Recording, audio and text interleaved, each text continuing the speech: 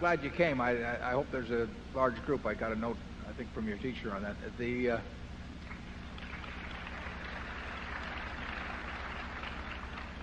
We look at it, the criteria for selecting a stock is really the criteria for looking at a business.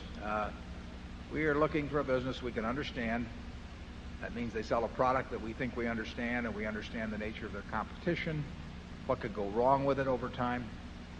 And then when we find that business, we try to figure out whether the economics of it, means the earning power over the next 5 or 10 or 15 years, is likely to be good and getting better or poor and getting worse. But we try to evaluate that future stream, and then we try to decide whether we're getting in with some people that we feel comfortable being in with, and then we try to decide what's an appropriate price for what we've seen up to that point.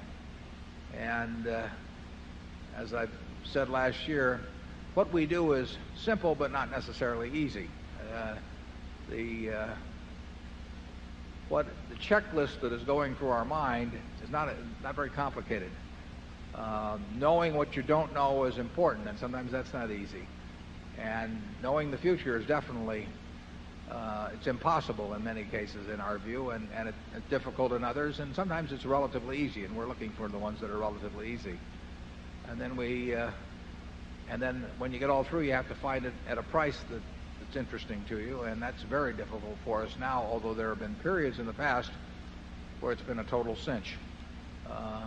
And that's what goes through our mind. If you were thinking of buying a service station or a dry cleaning establishment or a convenience store in Omaha to invest your life savings in and run as a business, you think about the same sort of things. You think about the competitive position and what it would look like 5 or 10 years from now, and how you were going to run it, who was going to run it for you, and how much you had to pay.